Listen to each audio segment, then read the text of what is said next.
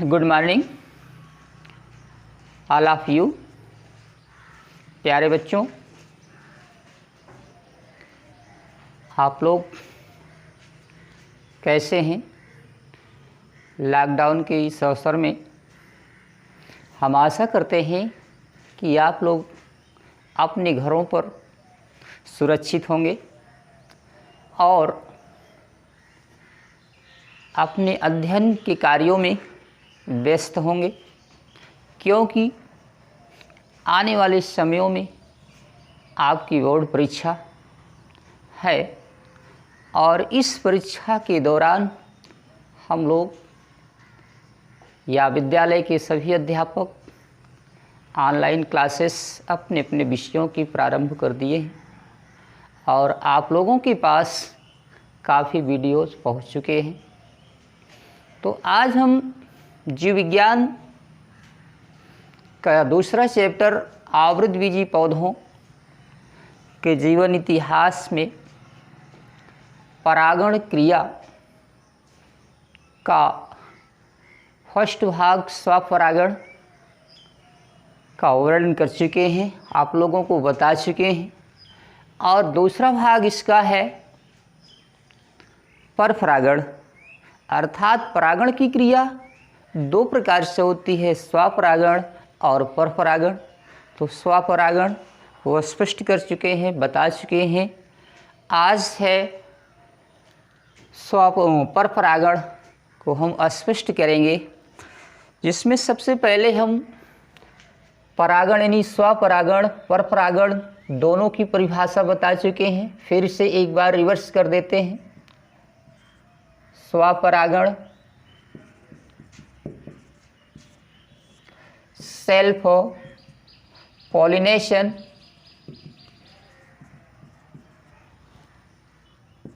तो स्वपरागण वह क्रिया है जिसमें एक पुष्प के परागकण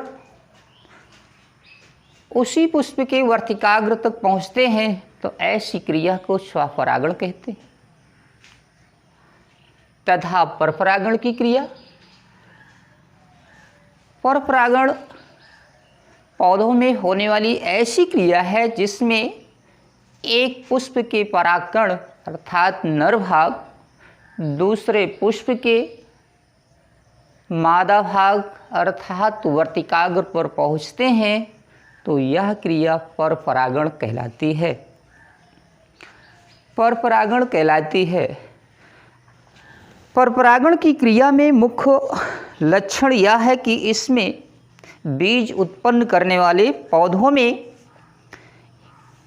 यह विशेष करके द्विलिंगी पुष्पों में या फिर एक लिंगी पुष्पों दोनों में पाया जाता है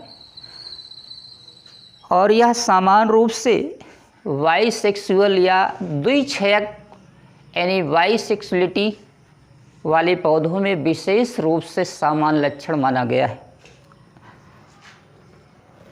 अब इस परागण की जो है कुछ ऐसी युक्तियां होती हैं, यानी परपरागण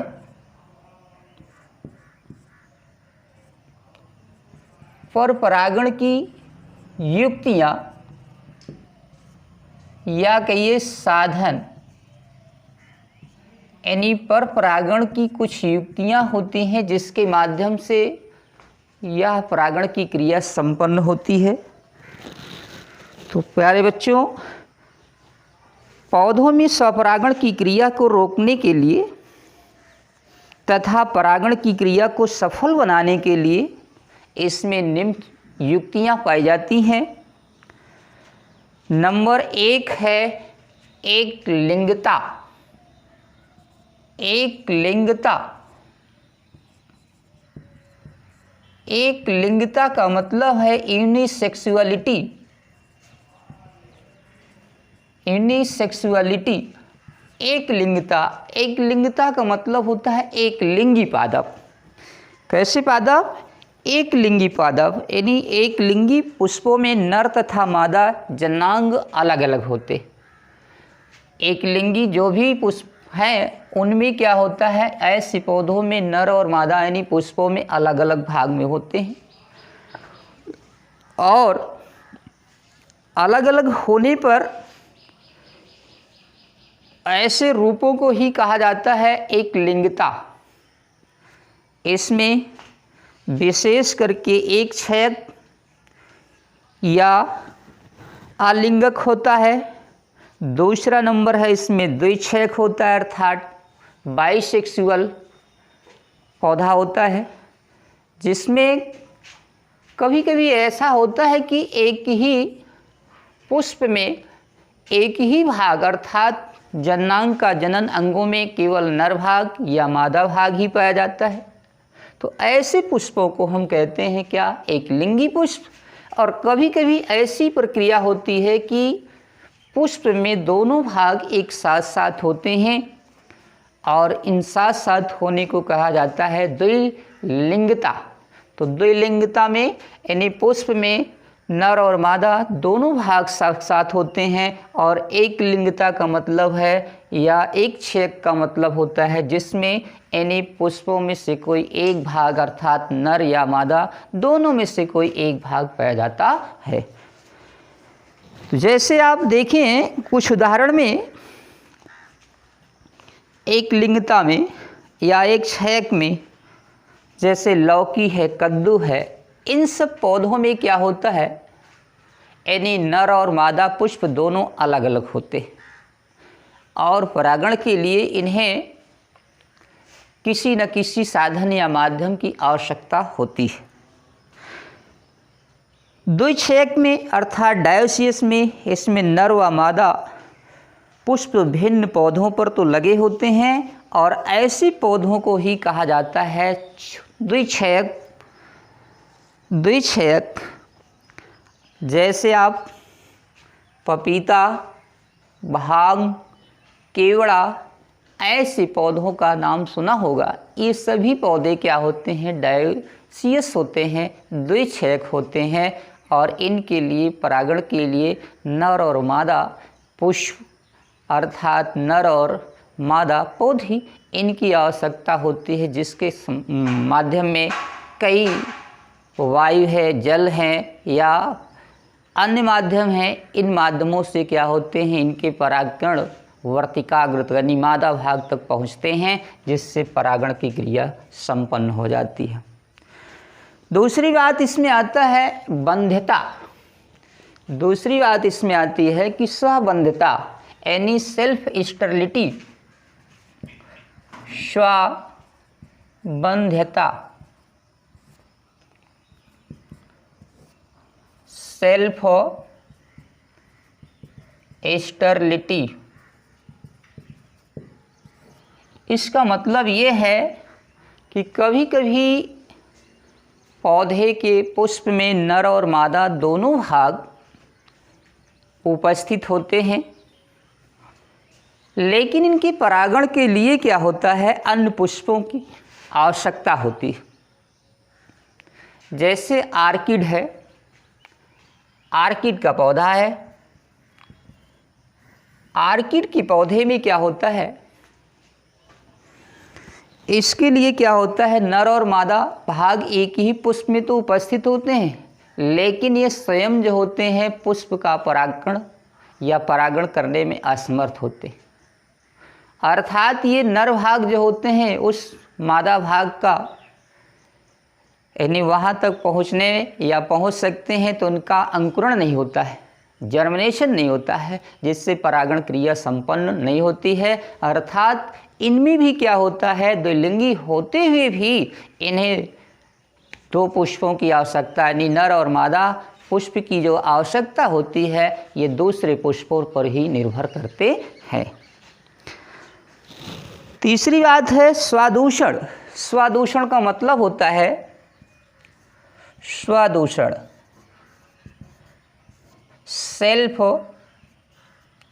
पॉइजनस। इसका मतलब होता है इस परागण की क्रिया में पौधा तो दो लिंगी है, बाइसेक्सुअल है, बट बात ये होती है कि नर भाग मादा भाग दोनों हैं, यानी नर जननांग मादा जननांग दोनों उपस्थित हैं। पर ये बात होती है कि अगर उसी पुष्प का परागकण उसी पुष्प के वर्तिकाग्र पर पहुंचता है तो ये पुष्प जल्द ही क्या होते हैं, शीघ्र ही नष्ट हो जाते हैं, सूख जाते हैं।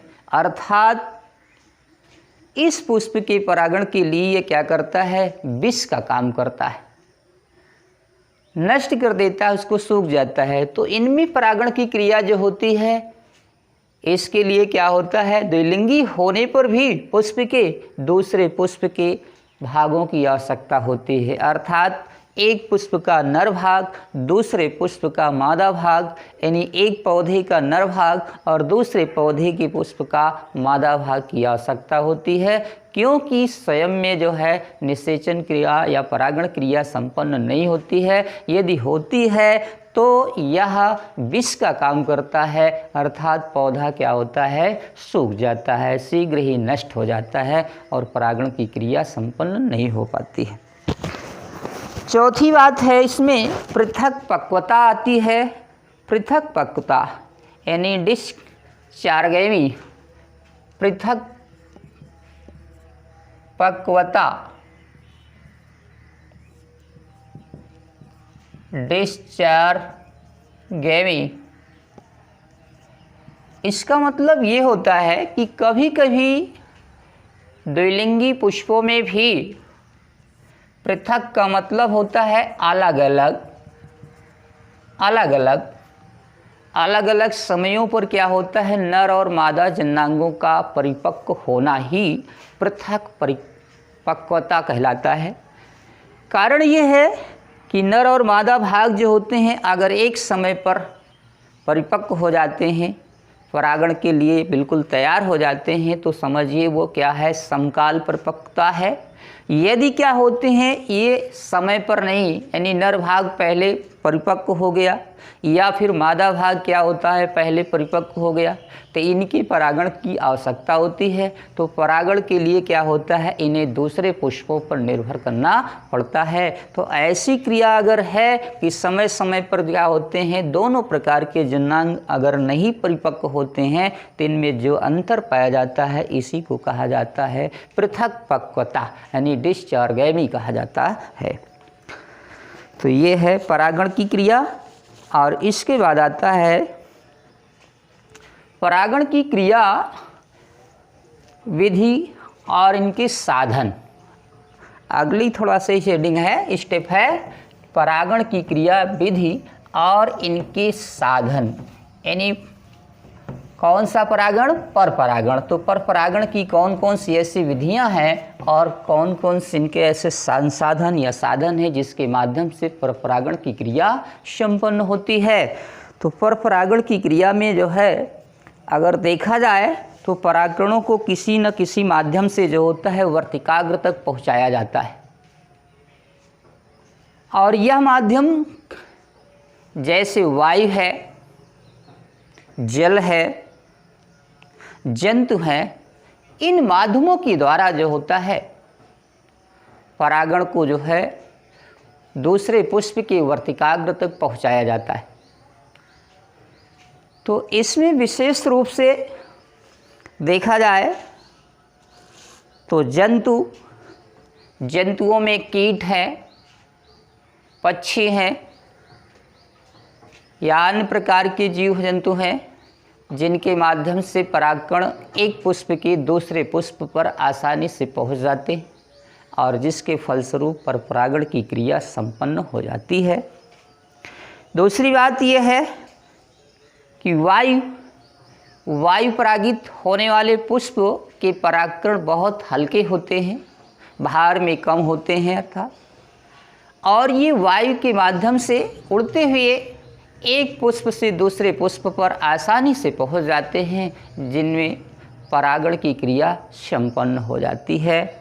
तीसरी बात है जल द्वारा पैदा, जैसे पैलिस्नेरिया है, साल्विया है, इन सब पौधों में क्या होता है, इनके भी परागकण हल्के होते हैं और ये जल के माध्यम से तैरते हुए या किसी न किसी प्रकार से ये एक स्थान से दूसरे स्थान पर, अर्थात एक पुष्प के पौधे से यानी पुष्प से निकलकर और दूसरे पुष्प के क्या होते हैं, वर्तिकाग्र तक पहुंच जाते हैं। तो ऐसी क्रिया को ही कहा जाता है, यानी जल द्वारा परागण, या भी पर परागण की क्रिया है। और इन्हीं संसाधनों के माध्यम से ये परागण की क्रिया संपन्न होती है। तो ये पर परागण की क्रिया स्पष्ट हुई बेटा, और इनको ध्यान से अच्छे से समझ करके और अपनी नोटबुक में इसको उतार लीजिएगा। Thank you.